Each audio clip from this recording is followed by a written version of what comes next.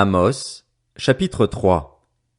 Écoutez cette parole que l'Éternel prononce contre vous, Israélites, contre toute la famille que j'ai fait sortir d'Égypte. Je vous ai choisis, vous seuls parmi toutes les familles de la terre, c'est pourquoi j'interviendrai contre vous pour tous vos péchés. Deux hommes marchent-ils ensemble sans s'être concertés?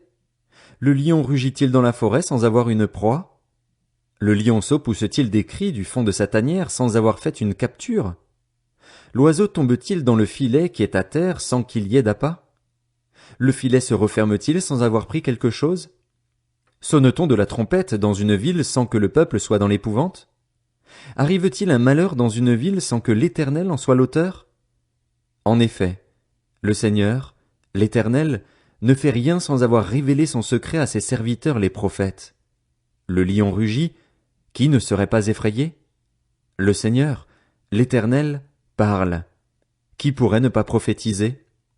Faites retentir votre voix dans les palais d'Asdod et dans les palais de l'Égypte, et dites, rassemblez-vous sur les montagnes de Samarie et voyez quel immense désordre au milieu d'elles, quelle violence s'y commettent. Ils ne savent pas agir avec droiture, déclare l'Éternel, ils entassent dans leurs palais le produit de la violence et du pillage. C'est pourquoi, voici ce que dit le Seigneur, l'Éternel. L'ennemi encerclera le pays, il détruira ta force et tes palais seront pillés. Voici ce que dit l'Éternel. Le berger ne peut arracher à la gueule du lion que 2 jambes ou un bout d'oreille, et c'est ainsi que seront sauvés les Israélites qui sont assis dans Samarie à l'angle d'un lit et sur des tapis de Damas. Écoutez et donnez cet avertissement à la communauté de Jacob, déclare le Seigneur, l'Éternel, le Dieu de l'univers. Le jour où je punirai Israël pour ses transgressions, je frapperai sur les autels de Béthel. Les cornes de l'autel seront brisées et tomberont par terre. Je démolirai les maisons d'hiver et les maisons d'été. Les palais d'ivoire seront détruits, les maisons des grands disparaîtront, déclare l'Éternel. Amos, chapitre 4. Écoutez cette parole, vaches du Basan qui êtes sur la montagne de Samarie, vous qui opprimez les faibles, qui écrasez les pauvres et qui dites à vos maris, apportez à boire et buvons. Le Seigneur, l'Éternel, l'a juré par sa sainteté. Les jours viendront pour vous où l'on vous enlèvera avec des crocs, et vos enfants avec des hameçons. Vous sortirez par les brèches, chacune devant soi, et vous serez jetés dans la forteresse, déclare l'Éternel. Allez à Béthel et péchez, allez à Gilgal et péchez davantage. Offrez vos sacrifices chaque matin et vos dîmes tous les 3 jours. Offrez vos sacrifices de reconnaissance avec du levain. Proclamez, annoncez vos offrandes volontaires. C'est en effet cela que vous aimez, Israélites, déclare le Seigneur, l'Éternel. Moi, je vous ai envoyé la famine dans toutes vos villes, le manque de pain dans toutes vos demeures. Malgré cela, vous n'êtes pas revenus à moi, déclare l'Éternel. Je vous ai refusé la pluie lorsqu'il y avait encore 3 mois jusqu'à la moisson. J'ai fait pleuvoir sur une ville et je n'ai pas fait pleuvoir sur une autre.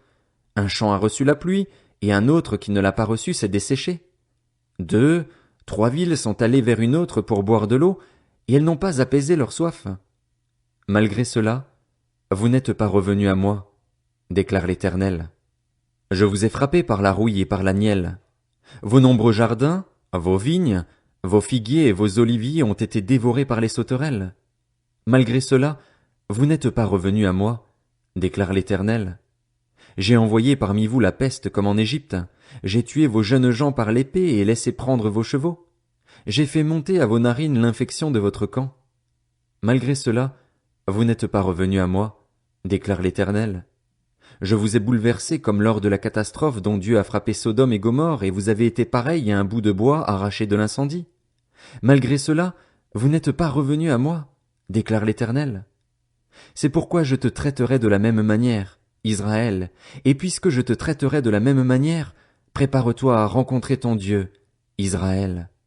En effet, c'est lui qui a formé les montagnes et créé le vent, lui qui fait connaître à l'homme ses pensées, qui change l'aurore en ténèbres et qui marche sur les hauteurs de la terre. Son nom est l'Éternel, le Dieu de l'univers. Amos, chapitre 5. Écoutez cette parole, cette complainte que je prononce sur vous, communauté d'Israël. Elle est tombée, elle ne se relèvera plus, la Vierge d'Israël.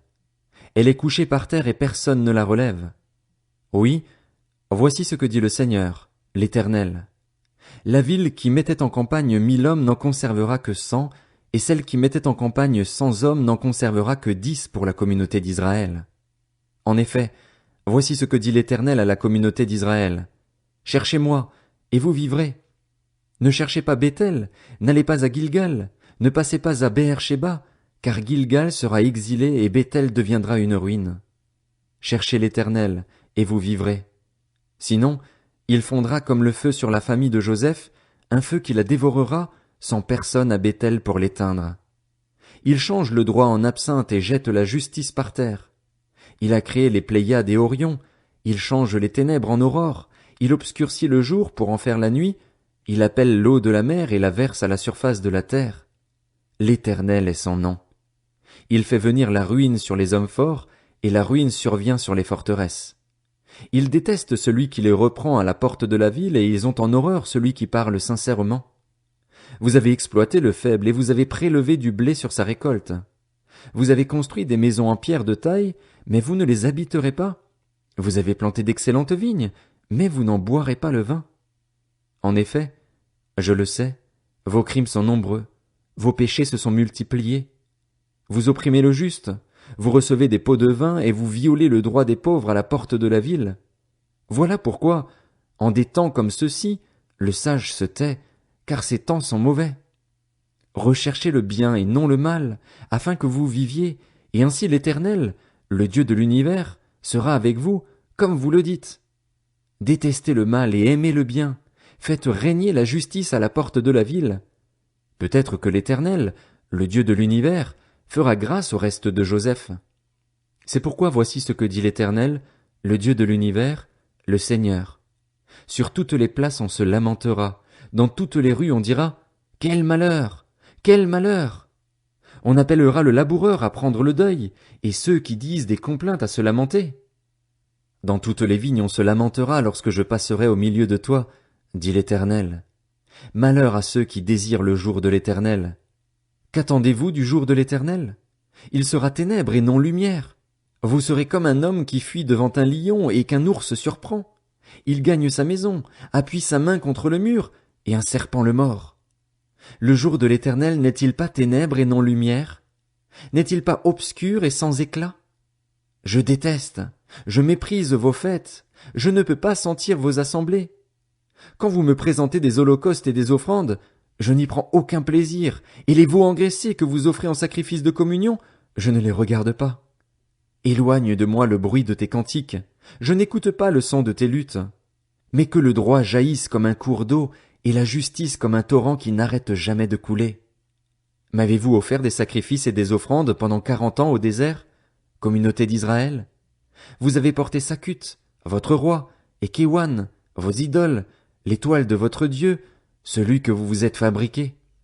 Je vous exilerai au-delà de Damas, dit l'Éternel, dont le nom est le Dieu de l'univers.